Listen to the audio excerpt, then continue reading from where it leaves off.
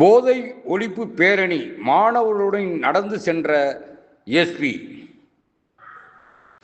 திண்டுக்கல் மாவட்ட காவல்துறை மற்றும் மாசில்லா திண்டுக்கல் மாநகராட்சி உருவாக்க இணைவோம் இயக்கம் இணைந்து போதை விழிப்புணர்வு பேரணி நடைபெற்றது.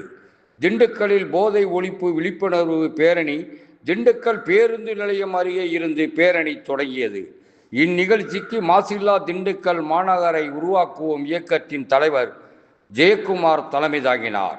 போதை ஒழிப்பு விழிப்புணர்வு பேரணியில் மாவட்ட காவல் கண்காணிப்பாளர் எஸ். ஜெயக்குமார் கலந்து கொண்டு சிறப்புரை ஆற்றினார்.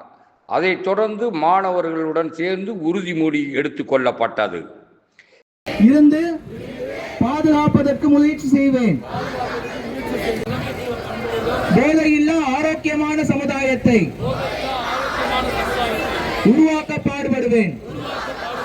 போதைக்கு எதிரான வலிமையான. இந்நிகழ்ச்சியில் பள்ளி கல்லூரி மாணவ மாணவிகள் சுமார் 500க்கு மேற்பட்டோர் கலந்து கொண்டனர். அதனைத் தொடர்ந்து சிறப்பு விருந்தினராக கலந்து கொண்ட திண்டுக்கல் மாவட்ட காவல்துறை கண்காணிப்பாளர் ஜெயக்குமார் அவர்கள் கொடியசைத்து பேரணியை தொடங்கி வைத்தார்.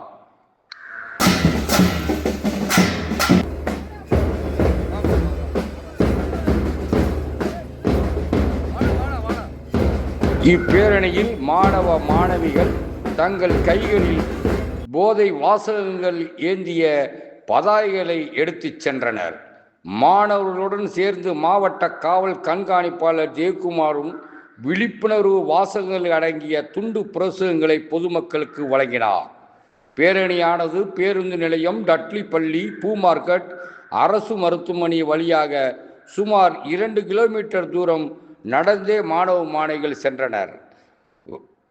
பேரணியானது திண்டுக்கல் மலை அடிவாரம் அருகே உள்ள குமரன் பூங்கா அருகே முடிவுற்றது. விழிப்புணர்வு பதாதைகளை ஏந்தி கோஷங்கள் எழுப்பிச் சென்றனர். போதைக்கு அடிமை ஆகாதே, எதிர்காலத்தை தொலைக்காதே, உன் திறமைகளை போதையால் புதைக்காதே, போதை அது சாவின் பாதை போன்றகில் கோஷங்களை எழுப்பியவாறு மாணவ மாணவிகள் சென்றனர். நிகழ்ச்சியின் ஏற்பாட்டினை மாசில்லா திண்டுக்கல் மாநகராட்சி உருவாக்க இணைவோம் இயக்கத்தின் நிர்வாக இயக்குனர் ஜெயக்குமார் சிறப்பாக செய்திருந்தார்.